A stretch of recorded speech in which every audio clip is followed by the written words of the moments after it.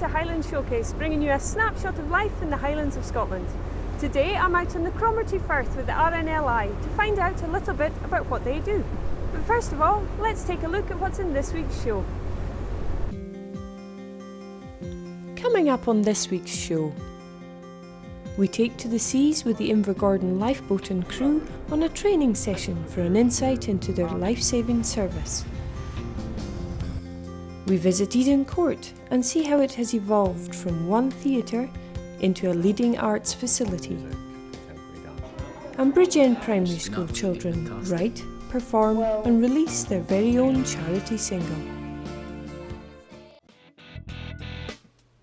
We expect them to be there whenever we need them, day or night, no matter what the weather. The selfless and courageous RNLI crews give their time and skill to save the lives of those who get into difficulty in the water. Since the RNLI was founded in 1824, its lifeboats, and since 2001 its lifeguards, have saved more than 140,000 lives. With more and more people using beaches and the sea for leisure, RNLI crews and lifeguards are responding to an increased number of incidents. I'm here in Invergordon at the RNLI kit room, where Michael's going to teach me a bit about the different pieces of equipment that we wear. So this here, Michael. That is your ILB life jacket, which we carry on board. We carry two on board, as well as two dry suits that you're wearing there. Really designed for when we access the water to save casualties, or go out in our daughter craft to sort of other vessels, etc. I notice it's got quite a few different parts in it, like these shackles here. Yeah, those shackles there are vitally important, especially if we're out in rough weather and accessing and sort of getting onto the vessel. These are actually designed to actually clip on to safety rails within the actual boat itself, just to keep you secure and look after your own safety first, really. And in the packets at the side of it, it contains different things? Yeah, basically what we've got here is we've got just two flares, just in the state of emergency. If you do access the water and you do require to use the flares, they're there for your protection and obviously to alert others that you could possibly endanger as well. And with this specific one here, if I fall in the water, it's not going to... No, it is a sort of flotation device. However, you have got an emergency toggle here, which if you do fall in the water and you do feel that you do need more support, if you just give us a good pull down, that will inflate the balloon and that will keep you upright and head clear of the water. And to keep dry, you wear these dry suits? Yes, the dry suit, it's an all-in-one suit, designed for the RNLI. It's designed to keep us completely dry if we do go in the water. Sealed with your wrist seals and also your neck seals there as well. Very good bits of kit and ideal for going to other vessels or going into the shoreline, etc. And the big fleece onesie that I put on earlier. Yes, that's what colour really bear. Basically what that's designed for is just to keep you warm, really. Because if you are outside and it is a cold, wet, stormy night, then again your safety is paramount, and it's just to really keep you warm underneath, because the water can be pretty cold sometimes. And these helmets that... Yes, they are again designed for the RNLI. There's a couple of features about them. The Velcro strip along the top can be for a headlight to be fitted, so you can see at night time. The visor itself is just to protect your face from the actual environment, the tide, water in your eyes, etc. The chin strap here has got a tube which can actually inflate the chamber of the helmet, just so it can actually fit in your head and be sort of secure as well. Yeah. Very good bits of kit. The stuff that Neil's wearing is what we call our foul weather gear, which is designed for work on the actual lifeboat itself, compared to the stuff that you're actually wearing.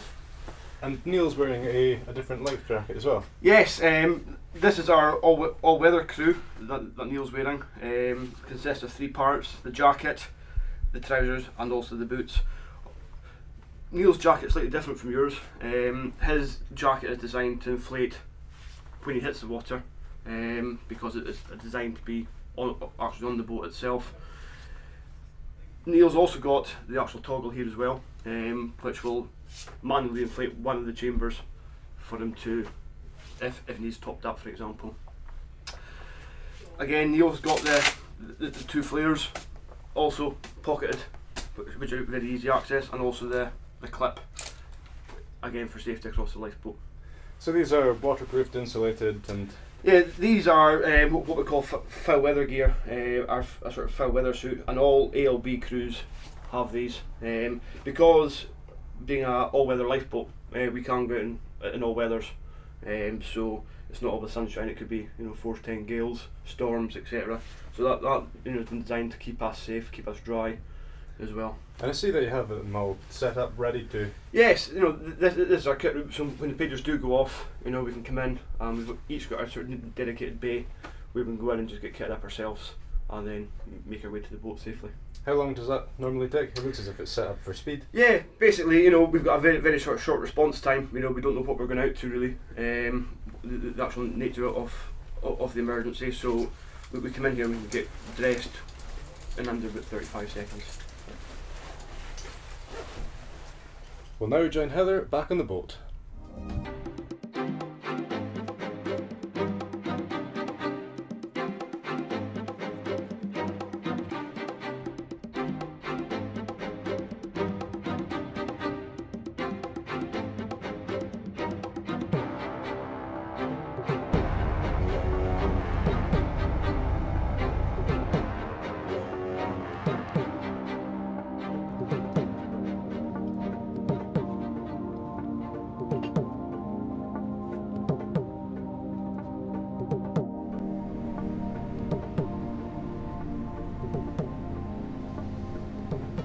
Can you tell us a little bit about the lifeboat that we're on just now? This is the Invergordon lifeboat. It's a 14-metre Trent class lifeboat. It's been stationed in Invergordon since 1996. A crew of 6 to take her to sea on a service. Basically that. She's got a top speed of 25 knots, which should be achievable in most, or indeed all weather conditions. Certainly in this area the weather doesn't bother us that much. And this is one of the ones that's actually self-righting as well? Yes, all RNLI all-weather lifeboats are self-righting, which is gives the crew a little bit of confidence if we're ever out in anything. So can you tell me what your role is on the boat?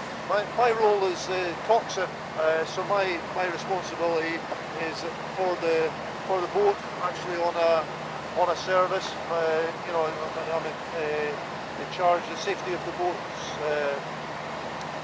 my responsibility, and indeed the safety of the crew that's on board, and getting to the casualty is another responsibility. So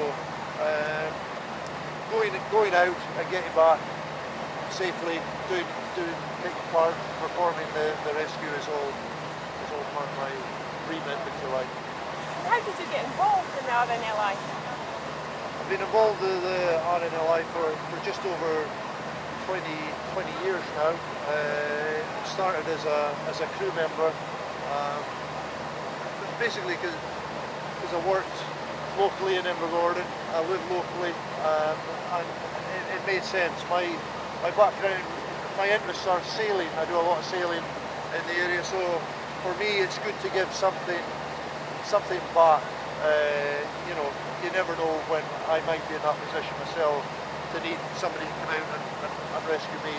So it's nice to be in a position to be given the equipment, training, to go and do that yourself. Because of course you are a volunteer, and so are the rest of the guys here. RNLI is solely a charity. We don't have any money from the government or anything like that. It's, in my opinion, it's good to have it that way. We're self-governing. We can make our own decisions. So what sort of area do you cover here from Invergordon?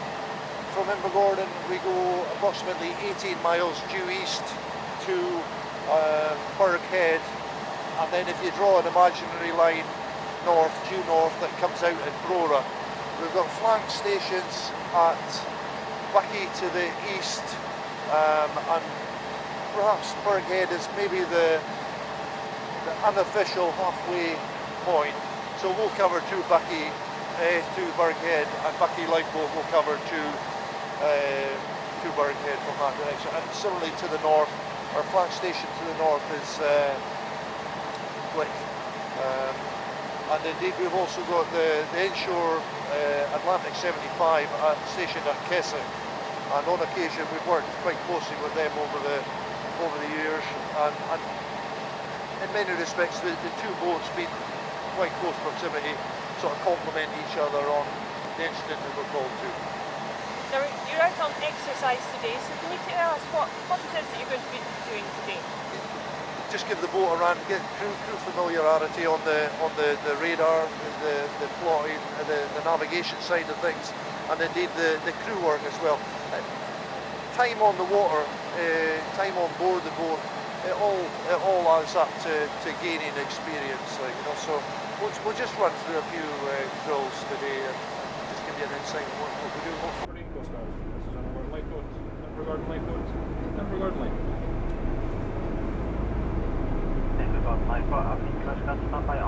You're a radio operator. What does that involve on the boat? Basically, once the boat's afloat and launched on service or on exercise, we need to keep in contact with the Coast Guard at all times, and also other vessels operating within the area. We're doing that by VHF radio is the simplest form. So we give them a shout, tell them who's on board, tell them our plans, or if it's on a service, they're passing the details to us, and we're acting upon that then. And how did you get involved in working with RNLI? Basically, I volunteer for RNLI since a couple of years now, just through knowing the lads that was on station and speaking to them, hearing the stories and thinking, want to get involved in that. So you yourself live in Invergordon? Living in Invergordon and working in Invergordon, so relatively close to the station, so can able to respond at most times. So once you're actually out on a shout, other than the radio, what else is involved in your role here? I'm a crew member, so basically taking instructions from whoever's in charge of the day, and he'll designate what's to be done or the roles to be carried out. Apart from the radio, it could be anything from assisting a casualty or setting up the tow lines, anything at all really. Now, do you have family? Yes, I had two boys, 2 sons. I'm a partner at home. Yeah. So how does it affect them knowing that you're heading out to sea? Difficult. Obviously, once the pager goes, we just sort of up and away. So you're sort of they're left to wonder what's happening or what you're going to. But fortunately, we're always in contact with them as well. If we need be, we can get in touch with them and just sort of let them know that everything's all right, or we're going to be out for a while, or somebody at the station who'll know what's happening, and they can pass on a message if need be. So the families are kept informed. Kept informed. Try to, if not, they worry, and their lives are then impacted upon what we're doing. So we try and keep that to a minimum. So when you're out in a shout, it could be absolutely anything. You've no idea what it could be. No idea really. Once the pager goes, once we reach station, then obviously we know the information that we've got at the time, and then the coxswain will make a decision of what's happening, who he takes, or what resources he calls upon. Now today it's quite calm. I'm sure you've gone out in weathers that aren't as calm as today. Yes, again, you don't know when the pager's going to go off. You can be sitting at home and it's a wild night, and you think, well, there might be something happening tonight, but nothing will happen. And then the next time it'll be a calm day like this, and you'll be out. So no, it could be any weather, any time of the day or night. What's the worst weather you've been out in? Fortunately, in my time on board here, we haven't seen much. The worst was on a training exercise. Actually, we went out on a Monday night, and it was lumpy seas, we could say. Once we come out past the Souters here at the entrance to the firth, it gets quite choppy, and a big swell can build up. But again, the boat's designed for that factor, so you feel safe once we're all in the wheelhouse here and strapped in. It can take any sort of weather, Now your training that you went through, can you tell us a little bit about that? Once we join the crew, and you go through a probationary period, and then at the end of that probationary period, you go down to Poole, which is our life college down at Dorset, and you do a trainee crew member, and they take you through boat handling, boat skills, firefighting, sea safety, where they you go through a mock capsize and you're into the life rafts, and they've got a complete complex there that's state of the art. They've spent a lot of money in training the crew and getting us to a stage where it's safe to put us to sea, sort of thing, you know. So. Join us in part 2, where we visit Eden Court in Inverness, and more from the Invergordon lifeboat crew.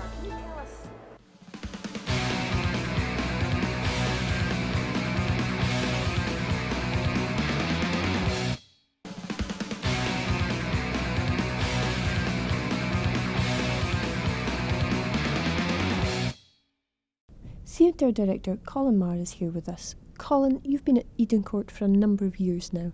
What does being a theatre director involve? Well, I don't know what it involves anywhere else, but here it involves a wide range of stuff. We're the largest art centre in Scotland, so we've got 2 theatres, we've got 2 cinemas, so we're in one of the cinemas here, and we've got 2 studios. So an 800-seat theatre, so that's some quite big programming, everything from full-scale musicals, ballet, opera, rock and pop music, contemporary dance and so on. Then a smaller theatre, 250 seats, similar programme but on a smaller scale. That allows us to bring in things which, you know, Inverness is still a small place, so things which will never attract 800 people for. So maybe some more independent American music or that kind of thing, or smaller scale drama. Then the 2 cinemas, not a completely mainstream programme, but elements of mainstream and then elements of art house. So we'll do a fair number of foreign language films and so on. But, you know, tonight we'll have Lincoln opening, which is the big Oscar prospect just now.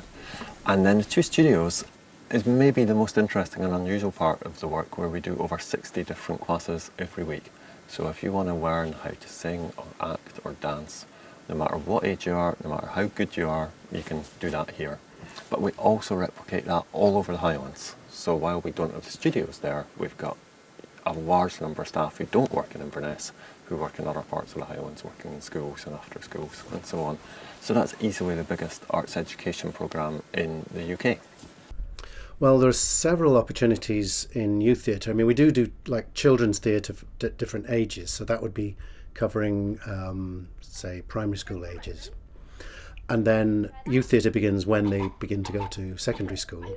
And we have Eden Court Youth Theatre, which is the main kind of, if you like, first level of getting involved in youth theatre. There's no kind of experience required, and it's a great mix and match opportunity for people to trial different things out and see where they want to go after that. You know, it's largely looking at improvisation and getting the kids to work with each other and relax with each other and be creative, and, you know, social skills and all of that. And then it's not necessarily a progression, but then they can choose to do things like lambda classes, which are examinable classes in basically preparing audition pieces and short scenes with 2 or 3 people in. So they're more, if you like, dedicated to a particular method of acting, and as I said, are examinable. We also have musical theatre, which is an opportunity for those that are more wanting to be musical stars. And then we've got an older age group, which we call Eden Court Young Company, which is basically for young people over 16. So it goes kind of 16 up to 18, maybe 19, and thereafter they would have to participate in Drama Lab, which is for adults basically. So we try and cover most ages, and then actually even preschool, there are various opportunities. It's not purely drama, but music, drama, movement. There are opportunities for people to get involved from when they're babes in arms, really. And you get all types of people coming along as well. Yes, I mean, with the average youth theatre, what you'll get is some young people who are very fired up and very clearly want to be actors. You know, their dream is, I want to be an actor or an actress or whatever, and that's what they want to do, and they see this as a step towards it, which indeed it is. I would recommend anyone to kind of do it, so you can say on your CV when you apply to drama school that you were interested and went to your local theatre, you know, all the things that you could possibly do before applying for training. But then there's others who go along because a friend went along, and some, I suppose, will be encouraged to go along because parents have said, well, why don't you try that? Maybe to improve their social skills or confidence or whatever. And that's in a way the delight and the problem of it, that it's working with a range of people who are trying to grasp a range of opportunities.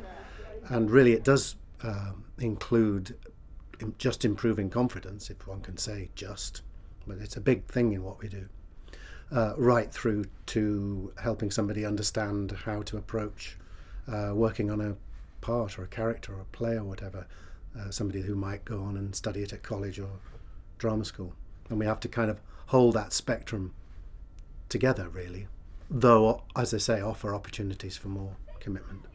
So where would the kids who've been to youth theatre then go on to progress from there? Well, as I've already said, within the building they could do the Lambda classes, which is, I believe, what Karen Gillan did, and then went from there to drama school. And, you know, I think she felt that that really helped her audition practice and experience, you know, which is obviously a key thing.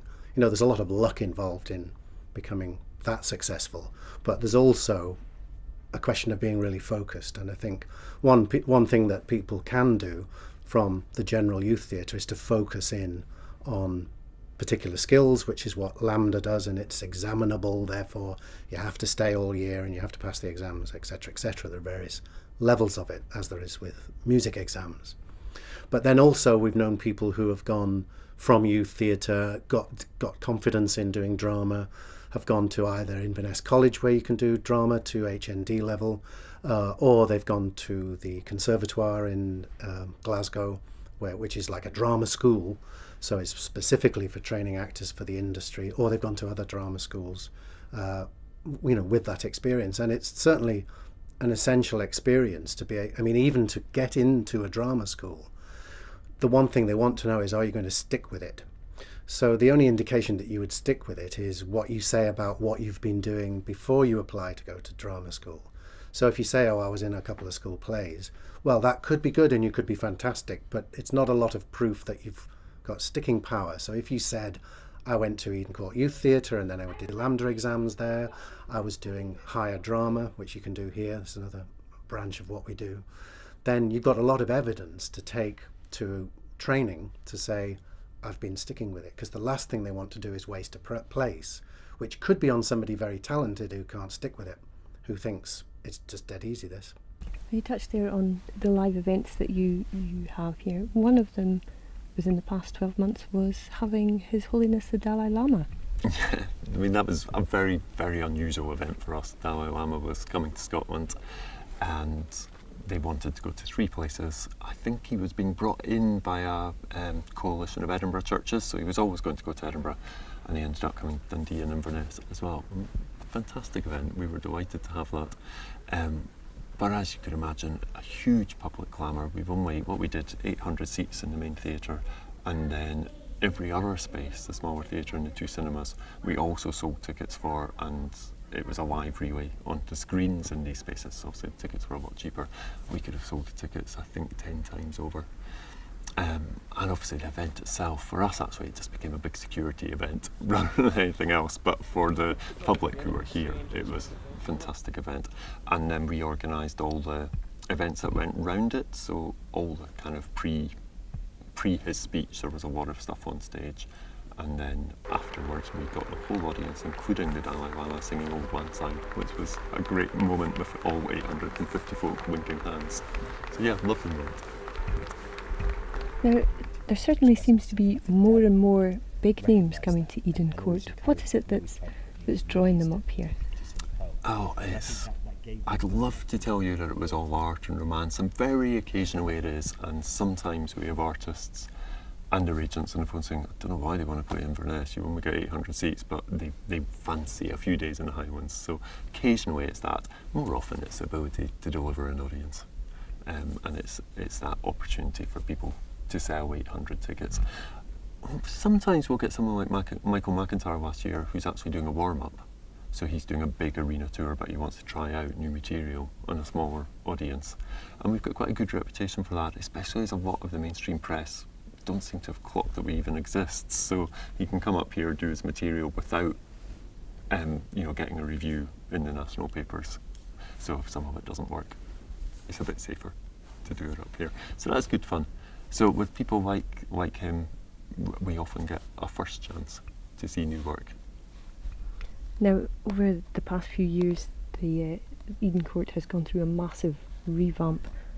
Can you tell us a bit about the changes that have taken place?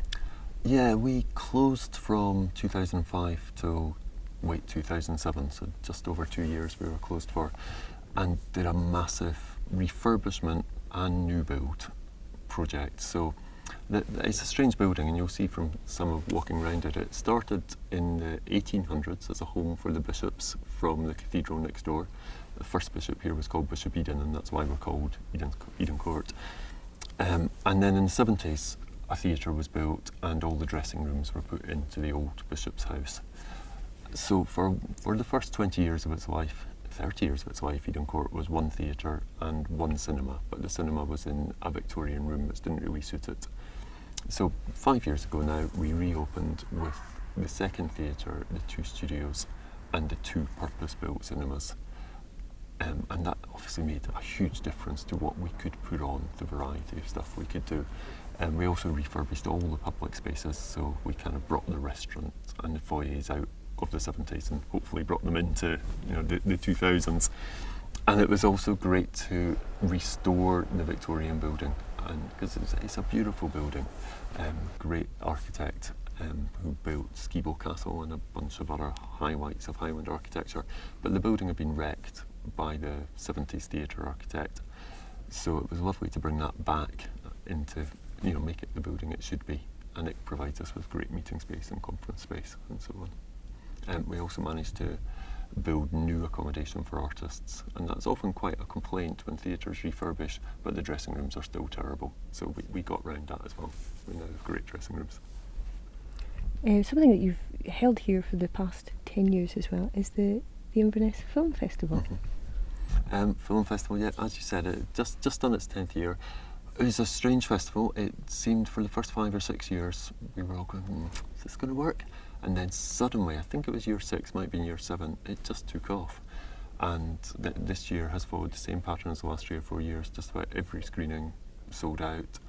And it's become a festival where you get an awful lot of premieres. I think this year there were 23 Scottish premieres, 4 UK premieres. So a great chance for people in Inverness to see things before the rest of the country. Slightly lucky quirks of timing there. We come just after London, so for distributors, they often think, okay, it's done its UK premiere in London, we're now very happy to give it to another festival. But it's great fun. Hard work for Paul, who does all our cinema programming, and he has to build up really good relationships with all the distributors, but I think very rewarding. My favourite film festival story, though, is one where we did have a UK premiere, and the distributor wouldn't let us call it that, because they wanted to do the UK premiere in London a few weeks later. So we were allowed to call it the first ever screening in the UK. But apparently that's very different from a premiere. As well as being entertained and learning about how to perform, it's also a hub for the community. Yeah, I think increasingly so, and I'm not sure why that is. I think, it's a happy consequence of the huge diversity of the programming, which means the audiences are all very different from each other. And I think most people like that. You can't look in our cafe and go, it's full of businessmen, or it's full of opera fans, or it's full of teenagers. It's full of a little bit of all of these. Mums with babies, or whatever. And I think most of the public like that. You come here and you see a big variety of people. And just having that nice kind of public space means people come in with their laptops and they do a bit of work or whatever. So yeah, it becomes a real community focus. The audience don't care about the whole picture. If you're an opera fan, you care that we put opera on, and you don't really care what else we do.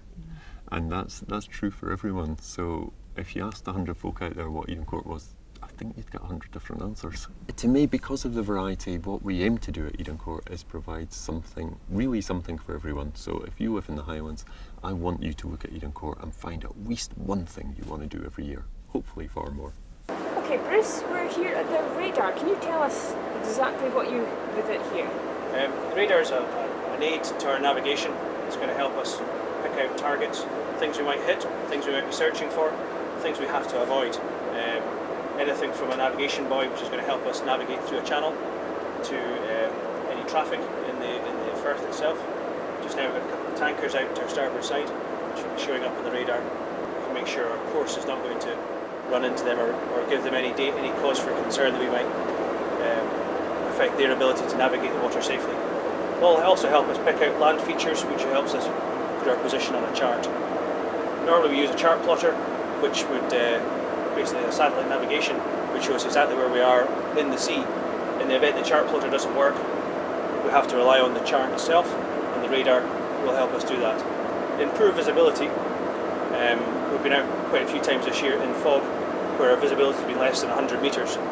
We can't use a visual reference with the chart. We can use our GPS, but if it stops working, we're not actually going to know it's not working until we do hit something. So the radar will always work in those sort of conditions, which allows us to see where we are in relation to the shore, the channel, and any other traffic that we perhaps couldn't see. You might hear them using the sound signals, but we wouldn't actually see them through fog.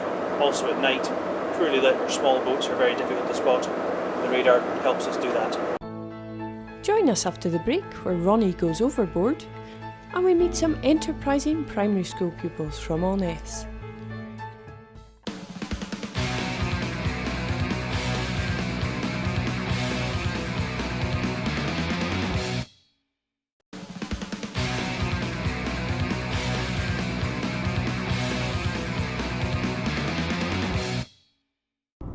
So we've just seen you launch the dinghy there. Can you tell us what you would use that for?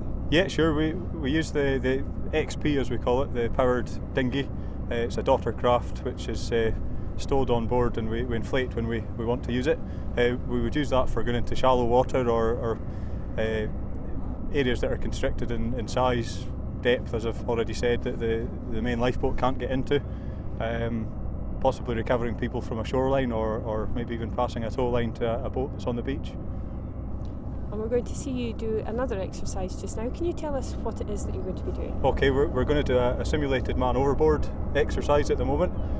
So two of us will position ourselves in the water, and hopefully the lifeboat will come and pick us up and demonstrate the use of the recovery equipment on board.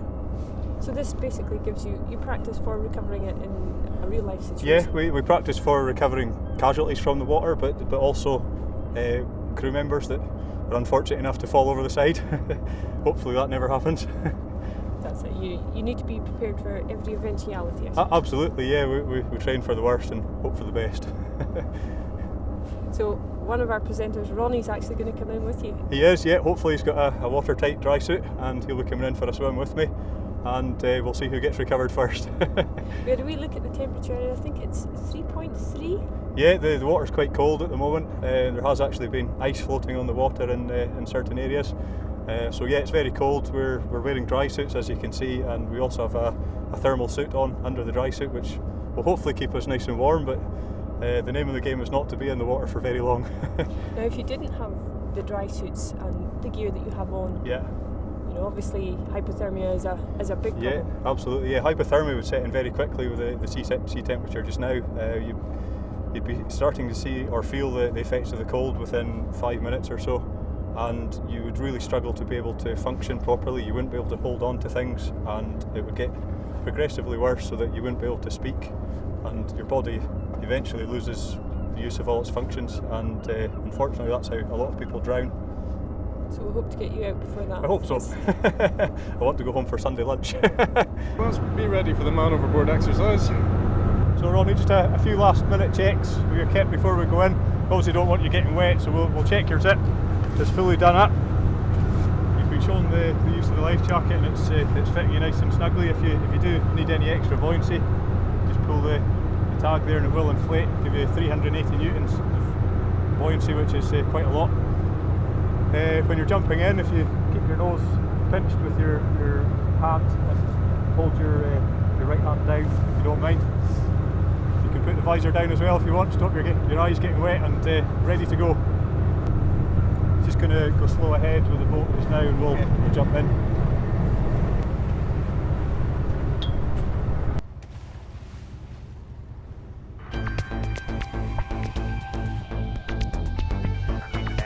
Your body cools at least 32 times faster in water than in cold air, and mild hypothermia can set in at water temperatures of 21 degrees.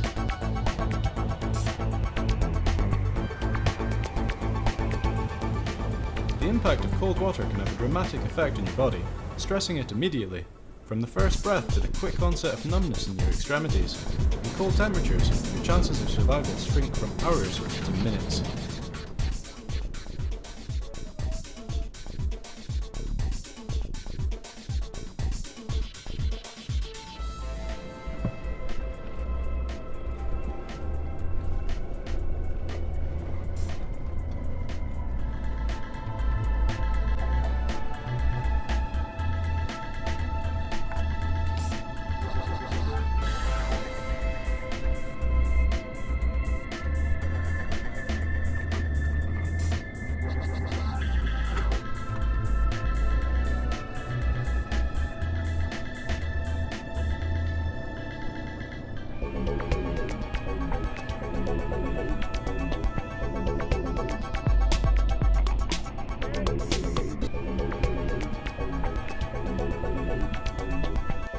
I'm lovely and dry, but guys, you're looking a wee bit damp.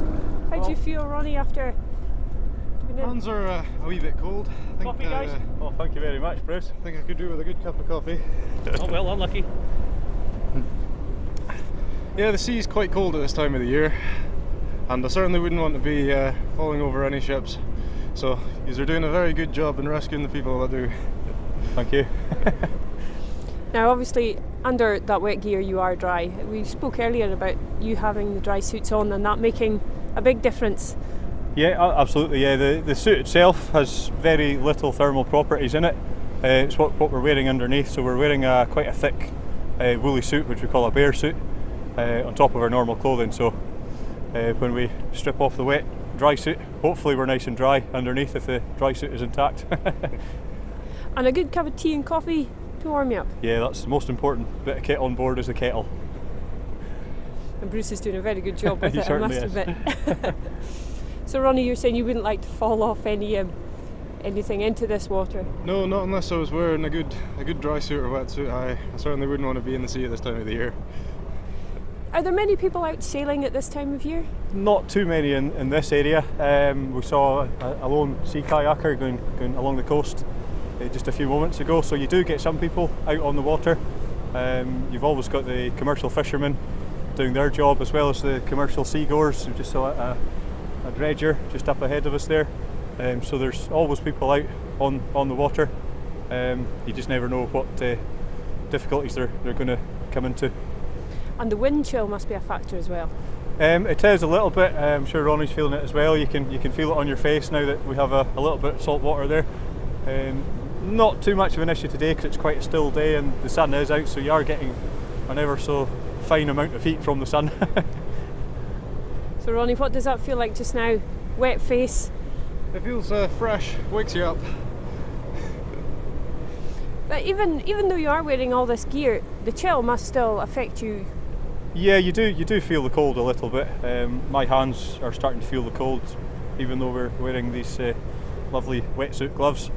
Yeah, it does get to you over time. So a cup of tea just to warm you up is very important.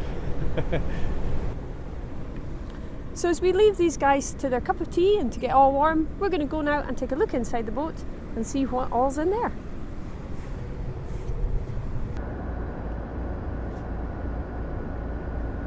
Just seeing Ronnie and Alan being rescued, what would you do with a casualty from that point? Well, once you get them on board, we would take them in, we'd put them down into the survivor's cabin, and we'd get them comfortable, dried off as best we can, and just speak to the casualty and assess, what kind of condition they're in, and if they've got any other injuries on top of, other than just being cold, and treat those injuries as necessary, and help that casualty until we get them ashore. The main objective is, if they have injuries, is just to get back to the shore as quick as possible, to hand them over to the ambulance service so that they're able to treat them, take them to hospital. We've just been out with the crew here at Invergordon. There's obviously those guys for the RNLI, but there's a wider crew behind it as well.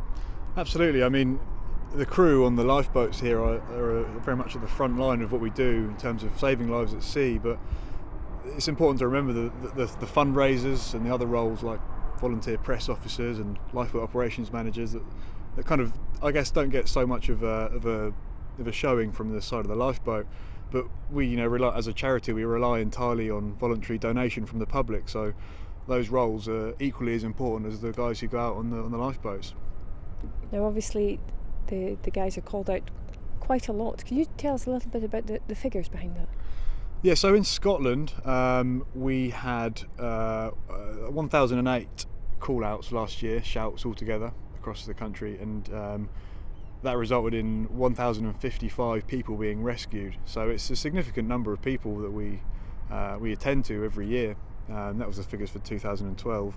I mean, if you think about the cost of running the organisation, the broader organisation across the entire UK and Ireland, it costs around £385,000 per day to keep operational. So it's fundraising is obviously a hugely important side of what we do, and as I say, we rely mostly entirely on volunteers to cover that side of things. So we're hugely grateful to the support we get, both financially and in people's time. So really, you need the public to really get behind the RNLI, just so that it in turn can be there for the public. That's exactly right. I mean, I think for people who live by the sea, the RNLI is a well-known organisation and what we do, but for people maybe inland in cities, perhaps it's not such a well-known thing, but it's a service that's provided, and I guess anyone in theory could end up in difficulty at sea, and the RNLI will always be there to go there and save them. So we ask if people are able to help us in any way, volunteering or through donation, it's all very well much appreciated. Something that's going to mean you're going to be as you're not going to get too distracted, and then we'll listen to this first. Okay, Dan, can you tell me about the project your class has taken on? Well, our class has taken up, we created an island a year back. We written a song about it from what Christmas is like.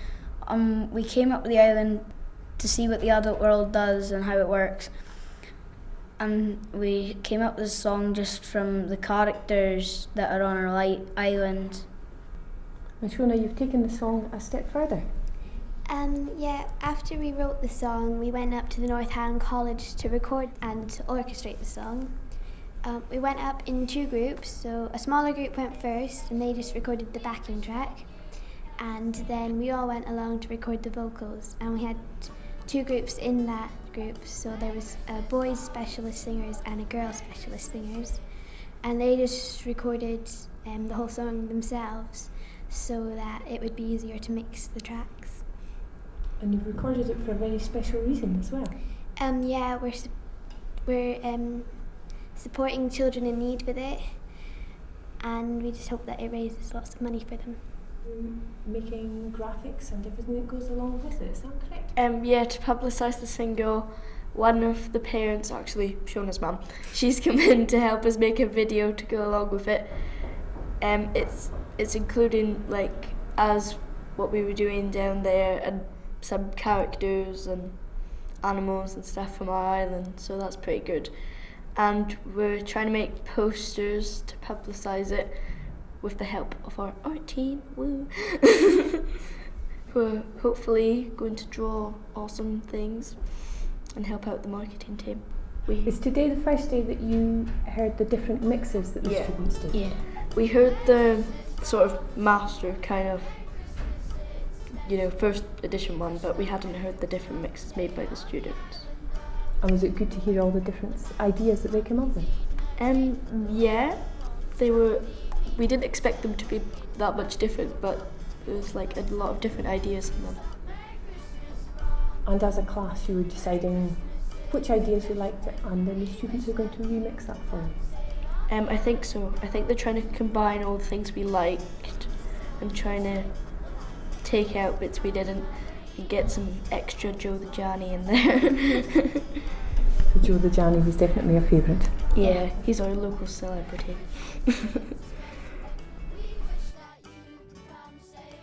Yeah, he's not too bad as teachers go. And he came up with the idea to sell the single. So, yeah. He's making learning fun. Yeah, Yes, but sometimes. Dan, what do you have to say about him?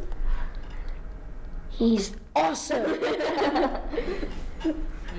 Basically, this project all started out with the idea, thinking about whether or not it was feasible for us to sort of release a Christmas single, and since then it's really kind of taken off and encompassed lots of different skills that the youngsters have picked up along the way and different things that they have to learn. So the kids have been split up into different roles so that they have a job to do in getting the single out there. Yeah, absolutely. I mean, it's an enterprise project, really, and what we're trying to do is to sell as many singles as we can to raise as much money as possible.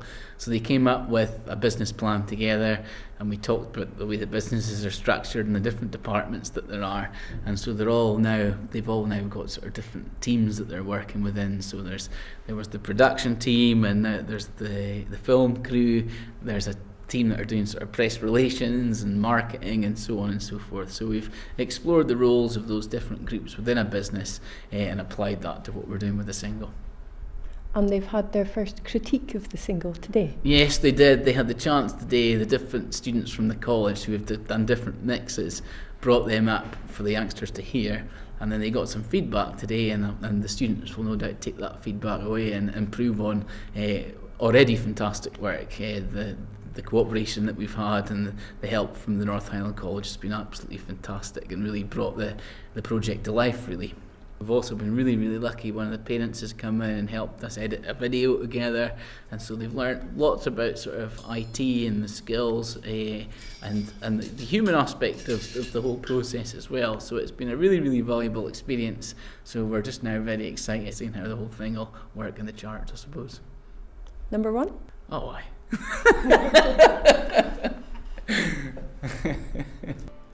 Coming up on next week's show, I go trekking through some stunning Sutherland scenery with Highlands Unbridled in Brora. With it only being a matter of weeks until the first Highland Games of 2013, we look back to last year's Glenmorangie Highland Gathering at Tane. And the MacDonald clan gather to remember Major General Sir Hector MacDonald at the National Memorial Monument which towers over Doon.